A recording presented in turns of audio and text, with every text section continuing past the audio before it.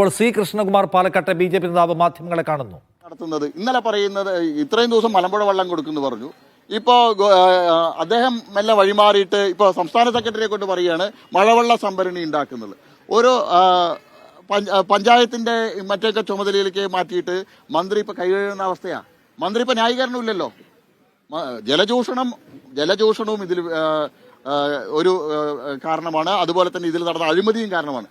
ഈ തെരഞ്ഞെടുപ്പ് പ്രവർത്തനത്തിന്റെ അടിയിലാണല്ലോ, തെരഞ്ഞെടുപ്പ് വിജ്ഞാപനം വന്ന ശേഷമാണല്ലോ എന്താ അത്ര ധൃതി.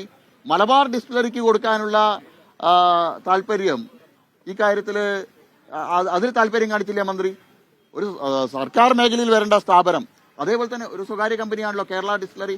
700ഓളം ആളുകൾക്ക് തൊഴിൽ നഷ്ടപ്പെട്ടിരിക്കുക കേരള ഡിസ്റ്റിലറിയിൽ കഴിഞ്ഞ 3-4. ഏറ്റവും വലിയ യൂണിയൻ അവിടെ CITU ആണ്. സ്വന്തം പാർട്ടി CITUവിന്റെ തൊഴിലാളികൾക്ക് തൊഴിൽ നഷ്ടപ്പെട്ട ഒരു സ്ഥാപനത്തിന് ലൈസൻസ് കൊടുക്കാൻ MP രാജേഷിന് താല്പര്യമില്ല. മറിച്ച് പുതിയ ഓയിസസ് കമ്പനിയെ ഡൽഹിയിൽ നിന്ന് കൊണ്ടുവരാനാണ് താല്പര്യം. കാരണം കേരള ഡിസ്റ്റിലറിയിൽ നിന്നൊന്നും കിട്ടില്ല, മലബാർ ഡിസ്റ്റിലറിയിൽ നിന്നൊന്നും കിട്ടില്ല.